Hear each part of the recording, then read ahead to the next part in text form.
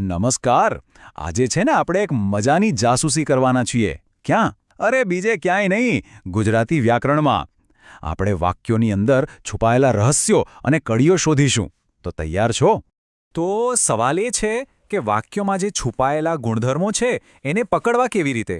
ખબર છે, દરેક વાક્યમાં કંઈક ને કંઈક રહસ્ય તો હોય જ છે. ચાલો આજે આપણે એને ઉકેલવાના ઓજારો વિશે જ વાત કરીએ. કોઈ પણ જાસૂસી હોય ને એમાં સૌથી પહેલાં કોને મળવું પડે? મુખ્ય પાત્રને, રાઈટ? તો આપણી આ વ્યાકરણની તપાસમાં પણ એક મુખ્ય પાત્ર છે અને એનું નામ છે વિશેષ્ય. ચાલો એની સાથે ઓળખાણ કરીએ. તો આ વિશેષ્ય છે શું? અરે એકદમ સહેલું છે. વિશેષ્ય એટલે વાક્યનો હીરો. એ કોઈ વ્યક્તિ, જગ્યા, વસ્તુ કે પ્રાણી પણ હોઈ શકે છે. મતલબ કે આખી વાત જેના વિશે થઈ રહી છે ને, બસ એ જ છે આપણું વિશેષ્ય. જેમ કે જુઓ, રામ, કૂતરો, પુસ્તક, આ બધા શું છે? આ બધા વિશેષ્ય છે. એવા શબ્દો જે તરત જ કહી દે કે ભાઈ વાત કોના વિશે ચાલી રહી છે. છે ને એકદમ સિમ્પલ. ચાલો, મુખ્ય પાત્રને તો આપણે મળી લીધું, પણ કેસ ઉકેલવા માટે ખાલી પાત્ર પૂરતું નથી. આપણને શું જોઈએ? કડી. અને વ્યાકરણમાં આ કડીને શું કહેવાય છે ખબર છે? વિશેષણ. આ જ આપણો અસલી ખેલ છે. વિશેષણ એટલે જાસૂસ માટેની સૌથી મોટી ટીપ. આ એવો શબ્દ છે જે આપણા હીરો એટલે કે વિશેષ્ય વિશે બધું જ કહી દેશે. એનો ગુણ કેવો છે, એની સંખ્યા કેટલી છે, એનો આકાર કેવો છે, રંગ કેવો છે, બધું જ. આના વગર તો આપણી તપાસ આગળ જ ન વધે. ચાલો ફટાફટ કેટલીક કડીઓ પર નજર મારીએ. જેમ કે લાલ, તરત ખબર પડી કે રંગની વાત છે. મીઠું, ઓ આ તો સ્વાદની વાત છે. અને 5, આ તો સંખ્યા છે. જોયું, આ બધા શબ્દો આપણને એક્સ્ટ્રા ડિટેલ્સ આપે છે. હવે આ જુઓ, આ છે આપણું એવિડન્સ બોર્ડ. અહીં આપણે કડીઓને સીધી પાત્ર સાથે મેચ કરીશું. જેમ કે લાલ શું? લાલ ફૂલ. મોટું શું? મોટું ઘર. 3 શું? 3 બોલ. અને મીઠી? મીઠી કેરી. જુઓ, જેવું વિશેષણ વિશેષ્ય સાથે જોડાયું, આખું પિક્ચર ક્લિયર થઈ ગયું, ખરું ને? ઓકે, તો હવે આવે છે આખી વાતનો સૌથી મજેદાર ભાગ. દરેક સારા ડિટેક્ટિવ પાસે એક સિક્રેટ ટૂલ કિટ હોય છે, રાઈટ? તો આપણી પાસે પણ છે એક એવી ટેકનિક જેનાથી કોઈપણ વાક્યમાંથી કડી શોધી શકાય.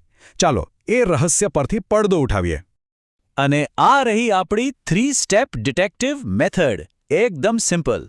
સ્ટેપ 1, વાક્યને સાચો સવાલ પૂછો. સ્ટેપ 2, જે જવાબ મળે બસ એ જ છે આપણું વિશેષણ. અને સ્ટેપ 3, જેના વિશે જવાબ મળ્યો એ છે આપણું વિશેષ્ય. બસ આટલું જ. પણ એ સાચા પ્રશ્નો છે કયા? રહસ્ય બસ આ જ સવાલોમાં છુપાયેલું છે. કેવું, કેટલું અથવા કેટલા? બસ આ 3માંથી એક સવાલ પૂછો અને વિશેષણ તરત જ સામે આવીને ઊભું રહી જશે. ચલો, ઘણી થિયરી થઈ ગઈ. હવે પ્રેક્ટિકલનો સમય છે. આપણી નવી જાસૂસી સ્કિલ્સને ટેસ્ટ કરવાનો ટાઈમ આવી ગયો છે. તો ચાલો એક લાઈવ કેસ સોલ્વ કરીએ. ઓકે, તો આ રહી આપણી કેસ ફાઇલ. ધ્યાનથી વાંચો. વાક્ય છે મોટું ઘર સુંદર છે. આપણું મિશન આમાંથી વિશેષણ અને વિશેષ્યને શોધી કાઢવાનું છે. ચલો આપણે ટૂલકિટ વાપરીએ. આપણું મુખ્ય પાત્ર શું છે? ઘર. તો એને સવાલ પૂછીએ, કેવું ઘર? વિચારો જોઈએ શું જવાબ આવે છે મનમાં.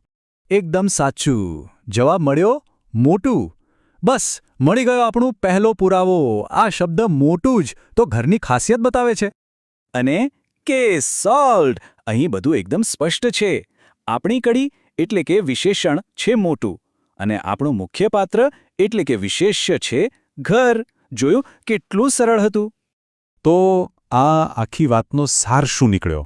એક જ લાઇનમાં યાદ રાખવું હોય તો, વિશેષણ હંમેશા વિશેષ્ય વિશે કોઈને કોઈ કડી આપે છે. બસ આટલું જ. આ બંને સાથે મળીને જ વાક્યને એકદમ મજેદાર અને અર્થપૂર્ણ બનાવે છે. તો હવે એક નાનકડો કેસ તમારા માટે. આપણી આસપાસ જુઓ અને એવી કોઈ પણ 5 વસ્તુઓ શોધો અને પછી એનું વર્ણન કરતી કડીઓ એટલે કે વિશેષણ શોધો. આ એક મજાની એક્સરસાઇઝ છે જેનાથી આખો કોન્સેપ્ટ મગજમાં બરાબર બેસી જશે.